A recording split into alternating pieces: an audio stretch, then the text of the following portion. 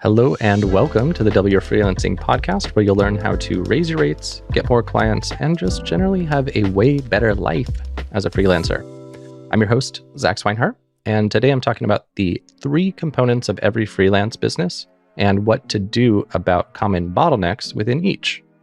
These 3 components are like the main pillars of a freelance business and frankly, any kind of business. And when a freelancer is stuck with some big problem in their business, I've noticed that it generally falls into one of these 3 pillars. So we'll dive into each, talk about the symptoms, and talk about how to fix it. So let's dive in. So the model I think about all the time in my day-to-day with DYF, in my day-to-day with my freelance business, is this idea that every business needs 3 things. It needs many more things, but it definitely needs these 3 big areas, which is the offer and fulfillment. So in the case of DYF, it's like the courses we sell, the coaching we sell, whatever. In my freelance business, it's the services I do for clients. So in your case, as a freelancer, your services. It needs leads, which is people to sell things to.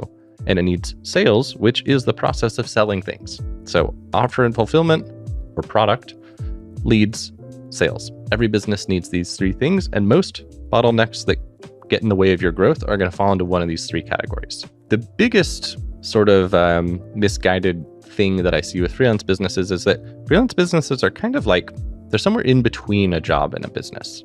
Because with a business like DYF, for example, I've made the course. So now when the course is sold, I don't do anything for it. You just buy it, you take it, cool. That's an advantage for me because it means that the fulfillment aspect is easier. I don't really have to do anything to fulfill it. But it's disadvantageous because creating a course takes a really, really long time. One of the things that's, in my opinion, the coolest thing about a freelance business or agency that a lot of people miss the opportunity of is the fact that you can, like, quote, roll out a new product in like an hour. Rolling out a product in a freelance business is really just conceptualizing an offer. That's all you actually need, because there's no expectation from your clients that you are going to instantly give them the thing when they pay you.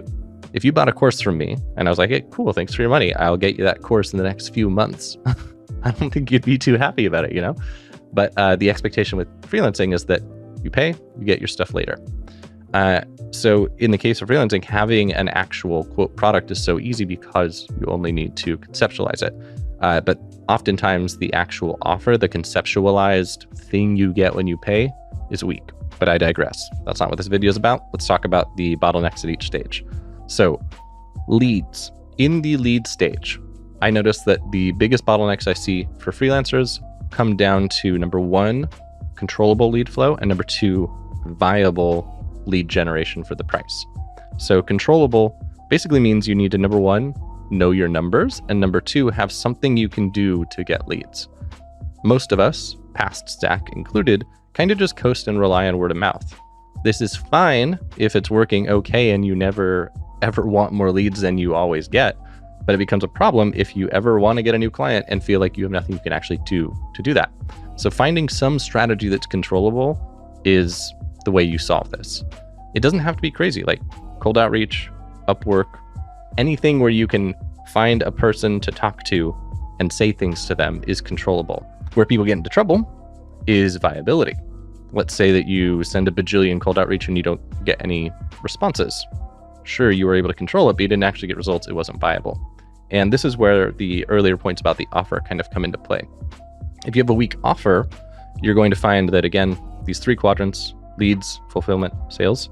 If you have a weak offer, which is to say it's not very appealing, you say, I'm going to charge you $10,000 for blank, and blank doesn't sound worth $10,000, you're going to find that lead generation is harder and sales is harder, and you might not actually be able to get a controllable lead gen strategy that's also viable.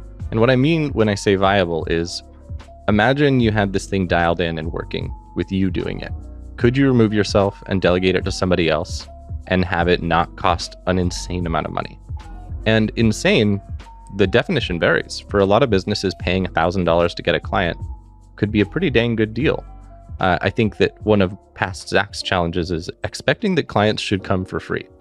Real businesses pay to get customers. They don't just get customers for free. So if you're thinking that every customer should be basically for free or every client should be basically for free, that's probably a reframe to look at. But that kind of leads us into the next one, which is fulfillment. If you own a job, and you're not running a business, it's kind of hard to pay $1,000 maybe for a client if that client's going to take you a lot of time and your margins on that client are relatively low and you're the one doing all the fulfillment. It means that you can't actually earn a very good living if you have to pay a bunch of money for clients and you can only handle a small amount of clients. So let's talk about a few bottlenecks in that fulfillment category. So number one, variability. Project variability is a very big bottleneck for freelance project fulfillment. So when I say variability, what I mean is, does the project you're doing today look like the project you did a week ago, month ago, year ago? Maybe a year is a bit too long. But if every project you take on is different, if the way that you deliver a result is different, and if the kind of like business result you're delivering is different, it means that you never actually are getting ahead with your fulfillment. You're never creating systems and structures.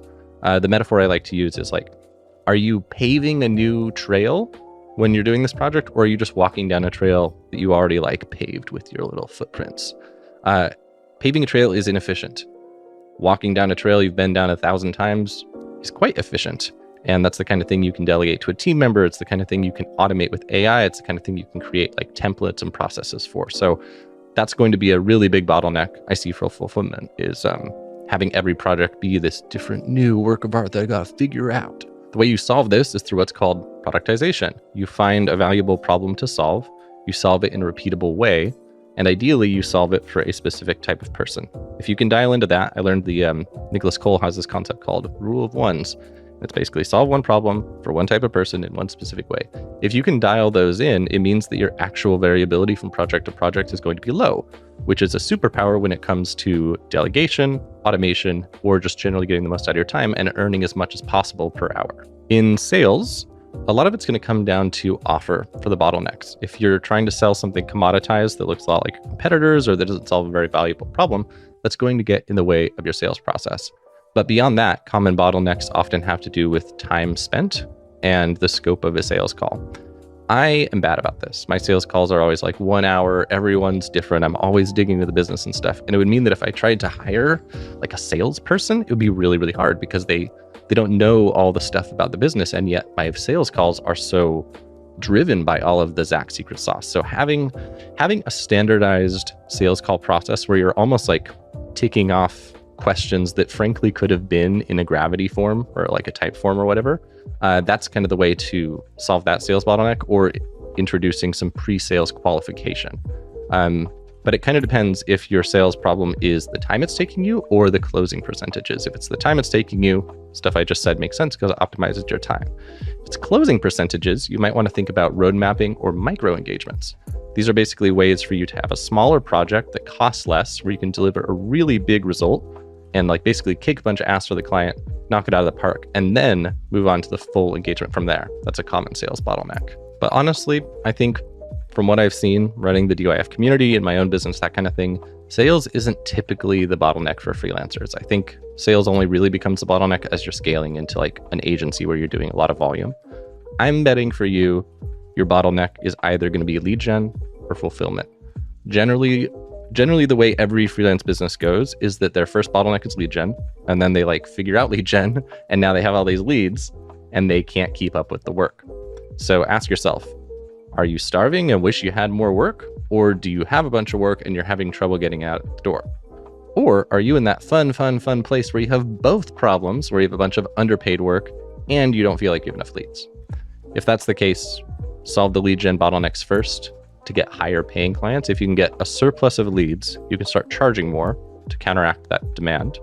And then with this higher rate, you can take on less projects and you can basically work to reduce your variability of projects and increase your lead flow and just gradually iterate. But remember, the offer is one of the biggest things that's going to affect your success. I notice that most people, when they want more leads, they say, oh, I need to do cold outreach, I need to do Upwork.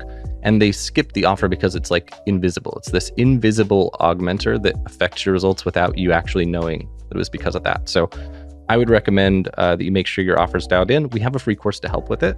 If you go to dyf.link/pricing course, I think that's what it is, just one word, small, pricing course. That's our free Charge What You're Worth course that walks you through basically how you can improve your offer, sell more, interest more people who you're talking to in it, and give you a really strong foundation for solving these other bottlenecks from today. So there you have it. Hopefully you found this helpful. As a reminder, if you enjoyed this, I would love it if you leave a comment, leave a good review, things like that. And be sure to subscribe so you get future episodes as soon as they come out. And if you haven't checked out our free Charge What You're Worth course yet, I would recommend you have a look.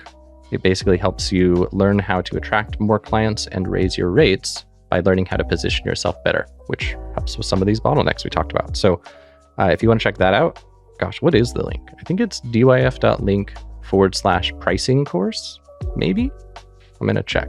Yes, it is. Wow, I remembered my own link. Amazing. So dyf.link/pricing course, you will learn how to reframe the way you present yourself to clients, communicate your value better, and basically be able to close more deals, raise more rates. Who wouldn't want that? Totally free. dyf.link/pricing course. Thanks for being here, and I'll see you in the next episode.